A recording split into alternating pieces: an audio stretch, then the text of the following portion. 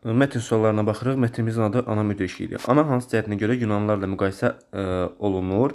Ana bir düşüncə tərzinə görə təfəkkür və düşüncə tərzi 2 və 4. 11-ci sualda cavabımız Y variantıdır.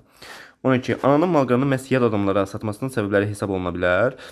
Yad adamlara səbəb yaxın adamlara yad münasibət deyildir. Övladının gözündən kənar olması 2.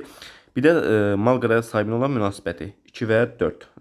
2 və 4 ana C variantı. 12-ci sualda cavabımız C variantıdır. 13. Hansı cümlə mətninə əlavə olunsa tərkib hissəsində əlaqə pozular.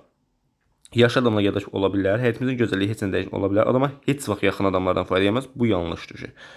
Heç vaxt yaxın adam mətndə belə bir hissə keçmir.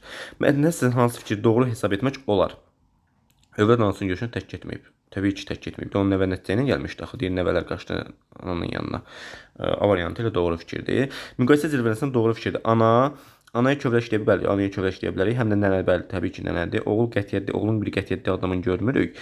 Məşhud qalan az vaxtlarda oğulda belə bir şey yoxdur. Deməli, cavabın oldu 1 və 2, o da Y variantı. 15-ci sualda Y. Ananın oğuldan təmənnası nədir? Onu istəyirdi ki, öz yurduna qayıtsın. Ata yurduna qayıtması. Yurduna qayıtması. Ona görə də ona misal çəkirdi Süleyman Peyğəmbərdən. Qarşısına hansı rəqəm yazmış cümlədə məczi mənalı ifadə işlənməyib? Deməli, burada elə 5-də bax, müdrik söz var. Deməli, məczi mənalı işlənib. 5-i çıxardıram, 5-i çıxardıram, 5-i çıxardıram. 5 getdi, 1-ə baxıram. Amma soruşdum ki, niyə elə 1-də məczi mənalı söz işlənməyib deyə cavabda 1, 2, 4 olan variantı götürürsən. 17-ci sualda cavabın D variantı. 18. Çərçivənin yerinə hansı söz yazılsa kontekstə uyğun olar?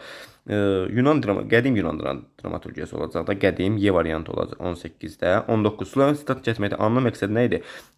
Oğlu ata yurduna qaytarmaq. Oğlu ata yurduna qaytarmaq. Müdrik öz təcrübəsi ilə bağlı nümunə olur. Deyərik ki, bəli, hökmün mətnlə əlaqələndirir. Deyərik ki, bu ananın simasında bunu əlaqələndirə bilərik. Ana müdrik adam idi və öz təcrübəsi və ağlı ilə oğul üçün nümunə olurdu. Ana ilə əlaqələndirib belə bir şey yaza bilərsiniz. Gəldik növbəti mətnə. Yaxşılıq haradan gəlir? Əvvəldə işə qoymuş hansı olsun ana duyğu tərkib hissəsi doğru göstərilməyib. Sonluq burada nəticə deməkdir. Nəticə, əsas giriş. Deməli, bu kvadrata deyib ki, bu hissədir, bu da əsas hissədir. Gətirib buna deyir ki, giriş hissə. Təbii ki, doğru göstərilməyib. 21-ci sualda cavabım B variantıdır. 22. Üzərində rəqəm yazılmış söz qarşındakı mötərizə verilmiş nümunə ilə əvəz olunur. Burada üzərində rəqəm yazılmış söz mötərizə daxilində əvəz oluna bilər. Üzərində rəqəm yazılmış söz, məsələn, 1-ə baxaq. 1-də səngiməyib, azalmayıb. Elə 1 uyğundur. Bunu əvəz edə bilərik. 2-də münasibət başqa, fəaliyyət başqa şeydir. Asan başqa, vacib başqa. Bunlar əlaqəsizdir. Daxildir, içindədir. Bunlar əlaqəsizdir. Əvəz eləyə bilər. Elə 1-dir. Səngiməyib, azalmayıb. O da hanı 1 C variantı. Rəqəmə C variantı, bəli. 23-də çərçivə daxilində verilmiş ifadənin şəraitinə uyğun fikirlər. Çərçivə daxilində verilmiş verdikləri sözü tutanda. Cümləni yoxlayaq. Verdikləri sözü tutanda və əllərindən gələn ən yaxşısını edəndən yaxşı adama da verdikləri sözü tutmaq. Təbii ki, bu məcazi mənadadır. Həqiqi mənada bir səhvdir, biri çıxartdın, 2 həqiqi mənadadır. Sözü bütöv, verdikləri sözü tutmaq, sözü bütöv olmaq, sözü keçərli olmaq. Sözü keçərli nə əlaqə? Sözü tutmaq, sözü keçərli olmaq deyil. Axı 4-ü də çıxarsan, sözü bütöv olmaq. 2 və 3. 23-də cavabımız oldu Y variantı. 24. Mətnə görə yaxşı adamın xüsusiyyətləri vətənpərvərliyi ilə əlaqə, elmilik də əlaqəsizdir. Dürüstlük olar, nəzakətli sözünü tutmaq. 2, 3, 5 o da B variantı. 24-də B variantı. Mətnə görə yanlış fikir istəyir. Yaxşılıq məsuliyyətləri bağlı düzdür.